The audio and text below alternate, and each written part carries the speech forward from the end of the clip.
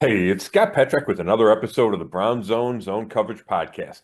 The Browns have a mini bye between the Thursday night win over the Steelers and the Monday night game in Denver. The Browns are looking to win two straight for the first time this season. Here to discuss, as always, is Dave Chudowsky of WKYC Morning News. What's going on, Chud? Hey, Scott, just getting ready for a little Thanksgiving holiday. The Wednesday, we're taping this Wednesday morning. I think the Wednesday before Thanksgiving is one of the best days of the year. I love the Wednesday before Thanksgiving, almost more than Thanksgiving Day itself. Wow, that's a strong take, Chud. Um, I used to love the Wednesday before Thanksgiving. The old come home in college and the first years out of college. It's less and less about having fun for me. I love Thanksgiving. I love the food. We usually play poker at Thanksgiving night. So I'm a big Thanksgiving fan. But now you just got me jealous about doing something on Wednesday night. All right. Well, I think part of it is the anticipation and knowing you have Thanksgiving Day with football, and like you said, you have your traditions that go on. It's knowing that the next day is ahead, and if you're lucky enough to have a Friday off, and you and I have both been through different things in this career where I think I'm just thankful to have a 4-day weekend after working so many holidays in this business, right? So um, Yeah, I get that's that. that's the main thing. But yeah, no, it's I love it. I just whether or not you go out on Wednesday night, it's not really about that anymore as much as just the I don't know. It's just like you know how you always feel on Fridays, right? So it's like you don't you how many Wednesdays do you get a year where you get this feeling? I guess is part of it. You know? Yeah, that's a great point. It's funny you talk about Fridays. I still get this feeling, and I spent a long time, working high school football Fridays and driving to the office and that kind of thing. And even if I was on my way to work, I would still get this Friday, like 5 o'clock feeling that I used to get when I was in college.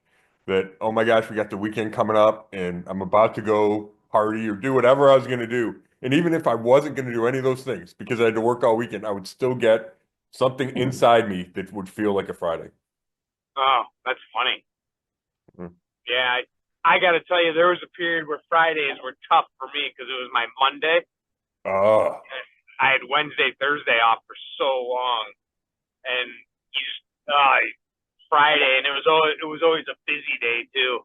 So, but anyway, no one wants to hear about that. yeah, we I'll could tell go you on what and I on about that, Chuck. yeah, I could go on and on. I'll tell you what I don't want to hear anymore. I turned on the radio. I think it was yesterday.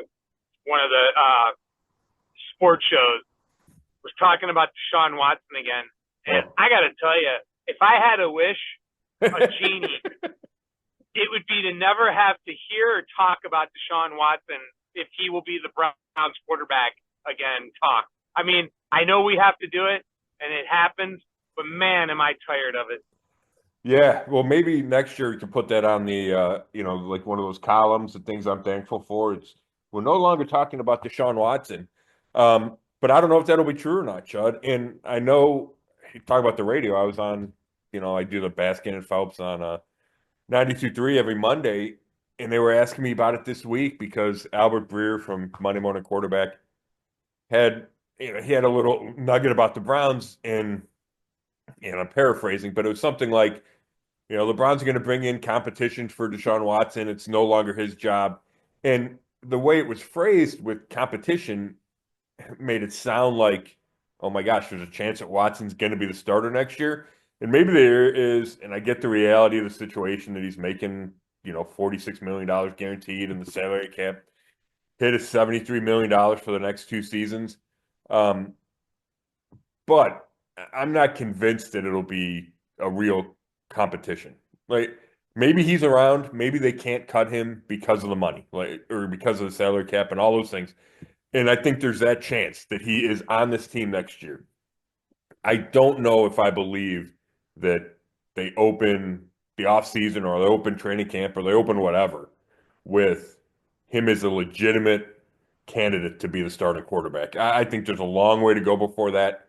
Um, and if it is that way, like it's Deshaun Watson versus Jameis Winston or whoever that other guy would be, then I think you're just setting yourself up for disaster. You cannot have You just can't have Watson be your starting quarterback starting next season. It just doesn't make any sense to me. Yeah. Oh my gosh. I'm trying to picture it. It's like, please no. But everything you just said, I think it's spot on. Go back to what you said in the open there.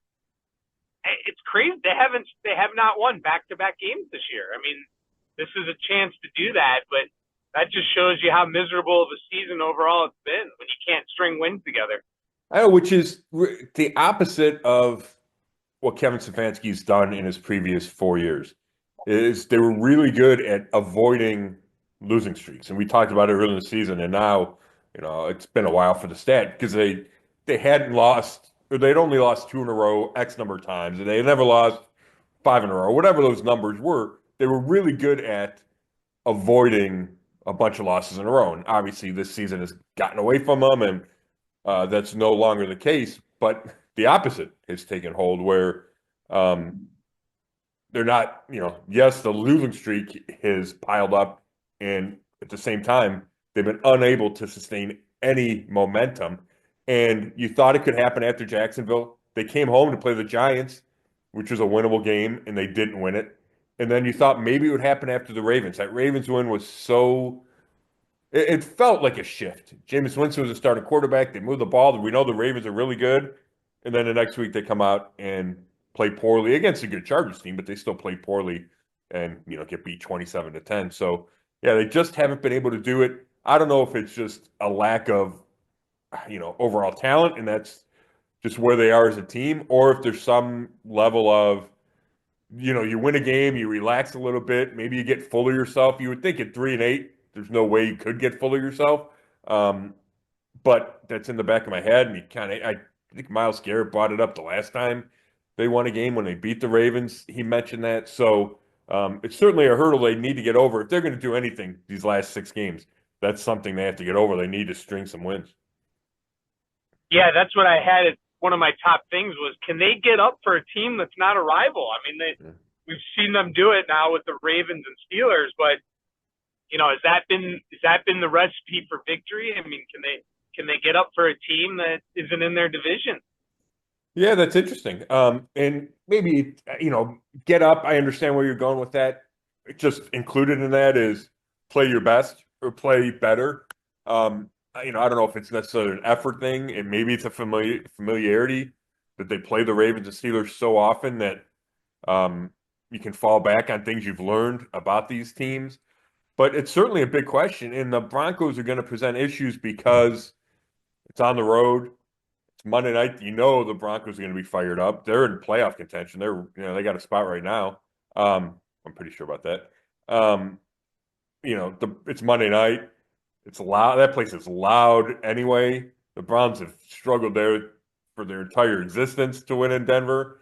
So you got all these factors in play. So even if the Browns come ready to play, they still got to get past all these other hurdles to get that second straight win. Yeah, you talk about the history with Denver, and I mean, out of our division, at least in our history, I mean, there's no team that we hate more than maybe younger Browns fans don't have it, but Scott, we do. The older Browns fans, I mean, I got to tell you, I mean, obviously the Ravens, because they stole our team, but right. There was a time there where I would have put the Broncos above the Bengals of like hating a team after, go Pittsburgh, then Denver, then Cincinnati. And obviously then things changed when, they left and the Ravens came about. But you know what I mean? I mean, this is the hatred for the Broncos. They crushed our soul. That's a good term there, Chad. I mean, those late 80s when the Browns lost 3 or 4 years in the AFC Championship game to Denver, how could you not, if you're grown or not, you don't have to be grown up, you just be a fan, or you could be an adult, didn't matter. It was tough to look at John Elway. It's tough to look at those uniforms. And then the Broncos would go to the Super Bowl and get waxed after they beat the Browns.